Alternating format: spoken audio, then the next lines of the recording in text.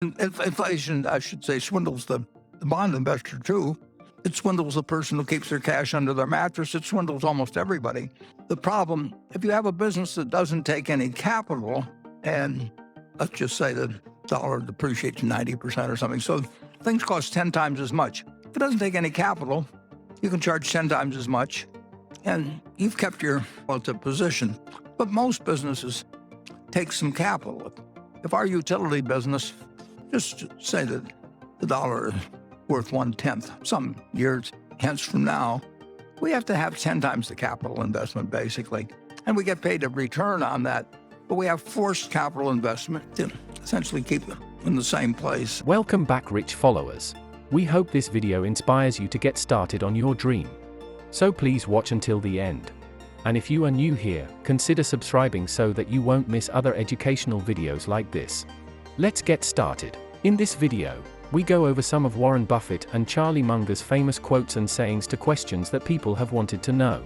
And look what happened to Robin Hood, from its peak to its trough. Wasn't that pretty obvious that something like that was going to happen? So Robin Hood, when it came out and went public, and got alerted everybody and all the short-term gambling and big commissions and hidden kickbacks. So it was disgusting. Yeah. And it says so last year, and they got mad at you, and they sold a bunch of their stock, and they got the money, and Yeah, but now it's unraveling. I think God is getting just. they've gotten a lot of money from it. They were big sellers, as I remember. There's been some justice. We haven't the faintest idea what the stock market is going to do when it opens on Monday. Charlie and I don't think, in all the time we've worked together, I don't think we've ever made a decision where either one of us has either said or been thinking we should buy or sell based on what the market is going to do. No. And the interesting thing is, sometimes I get some credit someplace for the fact that how wonderful it was that we were optimistic in 2008 and when everybody was down on stocks and all that sort of thing. We spent a big percentage of our net worth at a very dumb time.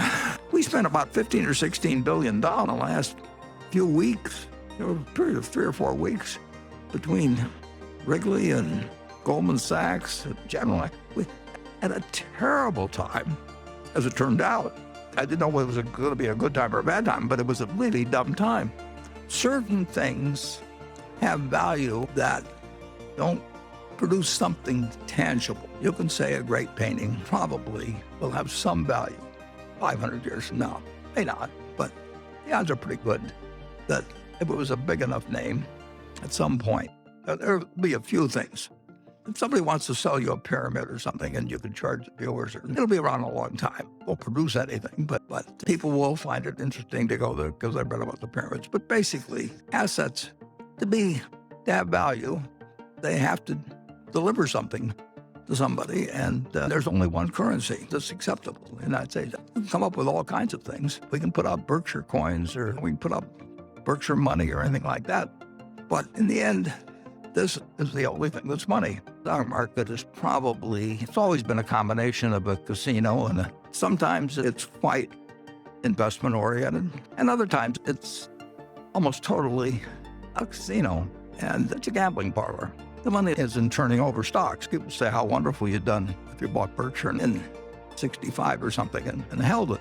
But your broker would have starved to death. Wall Street makes money one way or another, catching the crumbs that fall off a table of capitalism and an incredible economy that nobody could have ever dreamed of a couple hundred years ago. They don't make money unless people do things and that they get a piece of them. And they make a lot more money when people are gambling than when they're investing. It's much better to have somebody that's going to trade 20 times a day and get all excited about it, just like pulling the handle on a slot machine. You may not say that you want that person, but that's where you make the money. We will always have a lot of cash on hand. And when I say cash, I don't mean commercial paper. When 2008 and 2009 financial panic came along, we didn't own anybody's commercial paper. We didn't have money market funds. We have treasury bills. We believe in having cash, and have been a few times in history, and will be more times in history, where if you don't have it, you don't get to play the next day. It's like oxygen. It's there all the time, but if it disappears for a few minutes, it's all over. We will always have a lot of cash. Some of our companies have bank lines. I don't know why they have the bank lines. We're better than the banks, and we'll give them the money if they need it. Berkshire is stronger than the banks. I didn't hear exactly what I don't know whether that was a banker screaming or... Money's kind of an interesting thing. People seem to like to talk to me about it. They don't ask me how to dance or anything like that, but they do ask about money. It's a photo of a $20 bill down in the lower left-hand corner. Incidentally, I think Rosie Rios, who signed this note, I think she signed more U.S. currency than any other person in history. So if you see Rosie, you cozy up to her. I mean, this is a woman that has issued a lot of currency. But it says this note is legal tender for all debts, public and private.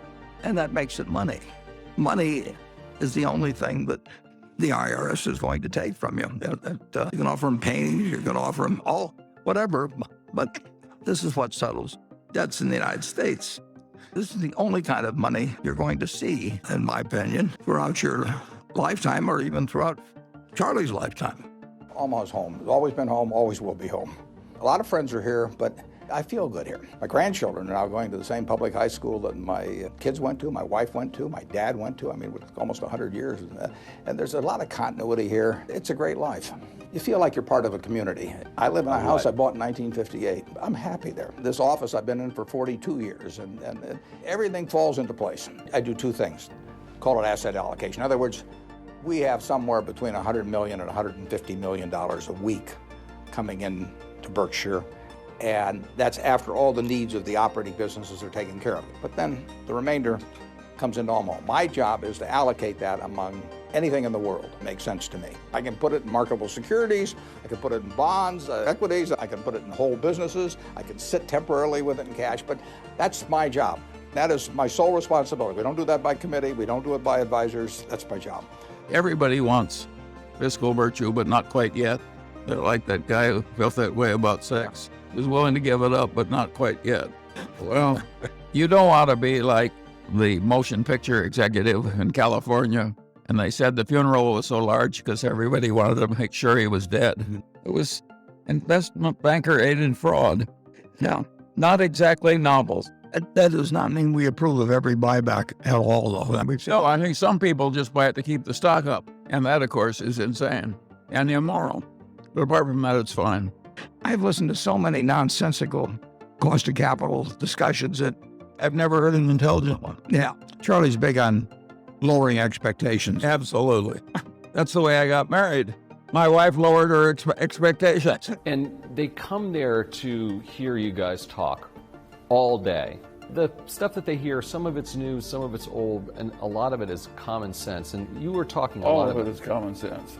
Right. But of course, when people use the word common sense, what they mean is uncommon sense, because the standard human condition is ignorance and stupidity. And when they say old Joe has common sense, what they mean is he has uncommon sense. Why is it that people can't think clearly about investing or decisions in their lives? Well, they don't think very well about sex or gambling either. The standard human condition is a lot of miscognition. And there are ways to make hay of that, or... Yes, you can take advantage of other people. You can improve your own life by eliminating your miscognitions. I idolized Ben Franklin because I identify with him. Of course, he was so much more talented than I am. It's just a joke to make the comparison. But at least he was a totally self-educated man that wandered over a vast amount of territory and was pretty competent over the full range. And a lot of Franklin's knowledge was psychological, too. He was a great observer of human nature. And there are implications, of course, in this attitude of mine in academia. Social science in America is very poorly taught. And the people who are the denizens and the people that they teach are way more incompetent than they need to be. The solution is to get all these social scientists, or the ones that have the capacity to do it at least, so that they are comfortable across the boundaries of disciplines and see where the ideas conflict. For those of you who are about to enter business school or who are there, I recommend you learn to do it our way, but at least until you're out of school, you have to pretend to do it their way. People don't seem to get that point. You have any idea why, Charlie? Warren, people weren't so often wrong, we wouldn't be so rich. Yeah, I think you would understand any presentation using the word EBITDA. If every time you saw that word, you just substituted the phrase bullshit earnings. I'm optimistic about life. If I can be optimistic when I'm nearly dead, surely the rest of you can handle a little inflation. And of course, that's the other advice. The best way to get what you want in life is to deserve what you want. How could it be otherwise? It's not crazy enough so that the world is looking for a lot of undeserving people to reward. If you found value in this video, we would like to give you another video for you to enjoy next. Please like this video and share it with your friends on social media. Don't forget to subscribe if you are new here, so you won't miss another one of our videos. The more you learn, the more you earn.